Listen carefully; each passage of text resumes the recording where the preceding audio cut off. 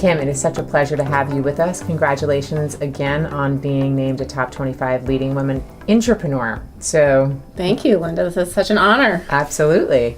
So let's start with a little bit of telling us where you are now. What company do you work for, and what do you do for the company? Sure. So I'm a communications leader at Johnson & Johnson.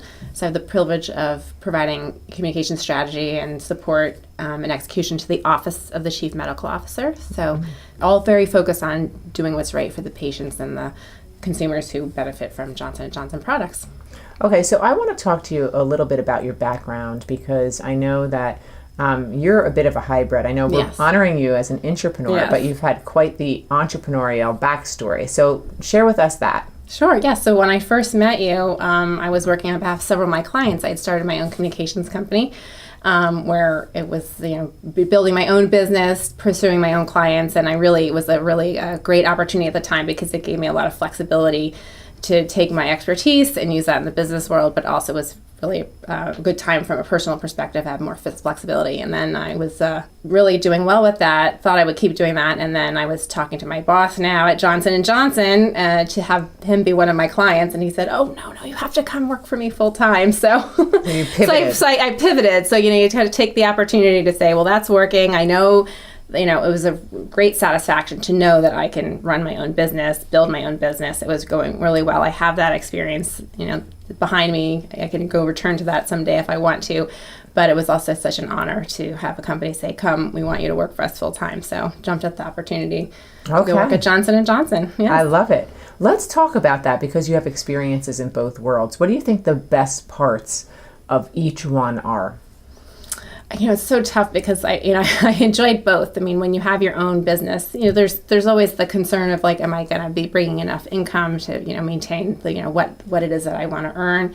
And so you're always kind of working a bit to make sure you have that pipeline coming. But you have great flexibility, and there was such a breadth of work that I got to do that I really enjoyed, and a lot of networking. And that's something that I really enjoy doing.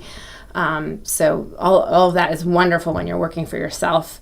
The opportunity to go then to work back at full-time at a company is that you do have that steady income, that you're not worrying about kind of the next piece of business that you have to get. So you're just managing differently. In a bigger organization, right? You have more of the matrix organization, so sometimes it takes longer to make something happen than when you're doing something more directly on your own with a client. So just knowing how to navigate that and to network within a company. So it's a similar skill set, but you're using your networking a bit differently to get your job done. So innovation is a theme that obviously we really respect and admire and recognize through our platform. Why and how are you innovative in an entrepreneurial role? How do you continue that? Yeah. Well, there's multiple ways that you can be innovative, and I think sometimes innovation can get overused. But some of the ways that I see value in innovation is within my role, we're doing different things when it comes to how we deliver compassionate use to patients who are needed investigational medicines, or how we look at doing data sharing and data transparency. So these are innovative programs that Johnson & Johnson have developed, and getting to be part of that and to communicate about that and talk about doing these things differently that are going to benefit patients and consumers. And then how you communicate that out. Social media has dramatically changed how the communications and public relations profession has evolved since I started. Right. I joke when I first started, in PR, you're cutting newspaper clips and faxing them on the rolly paper. Right. And now it's just at a moment's notice, you pull something up on the internet and are able to email it, and people are reacting to that news much more quickly. So you have to be much more nimble and know where are your audience is consuming information, who are the influencers, and how are you, engaging in a dialogue. It's not a one-way push of information, but being really nimble, quick, and knowing kind of how to jump into that dialogue. How do you use tools like LinkedIn and Twitter and Facebook, and monitoring how people are using Instagram and newer channels that we haven't figured out if we want to jump into Snapchat yet, but you have to be looking at all of those things and figuring out how to engage. And if you're not there, if you don't have a voice, other people are going to be talking about you and shaping people's opinions about you if you're not there. I couldn't agree more. It's all about positioning yourself as an authority, whether Right. you're in corporate America or as an entrepreneur. Exactly.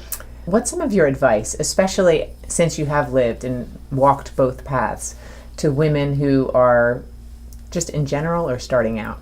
I mean, the best advice I've gotten, and I feel so true, is to really enjoy the journey. You talk a lot about zigging and zagging, and my career certainly has done that. And you never know what's coming next, and so not being fixated on the destination, but really enjoying the journey, enjoying the moments that you have each day, because you never know what the next opportunity is. And if you're too fixated on where you're going, you might miss a right turn or a left turn that might be more fun than continuing on the path you think is the right one. I couldn't agree more, and I think it's really a good reminder because especially when we have so many roles in our life, it's easy to forget that, Right. and it's so simple but very profound. Yes. So last question, our event theme this year is being the change, and so how do you embrace that phrase either at your company or at home or in your community? I mean, I'm somebody who enjoys change. There's always, you never know what the opportunity is that's ahead of you. So just sort of again, like not getting fixated on the end result of where you're going, but looking at how can you evolve and change things, for the better. How do you take all of your history and apply that to your learnings to embrace the change, because everything is changing, from how we communicate with social media to how companies are organized and structured and get things done. And so really not being afraid of fear, but I'm not be afraid of change, but really embracing the change to see how that can benefit you in your path. I like that. Not to be afraid of change, Yep. but to embrace it. Yes. So, well, Kim, congratulations again. Thank you. This is such a Thank pleasure you. to have Thank you you, here, Linda. and we can't wait to recognize you on October 16th at the Yes, Liberty House I'm as looking an forward entrepreneur. to it. Thank you very much. You're welcome. Great. Okay.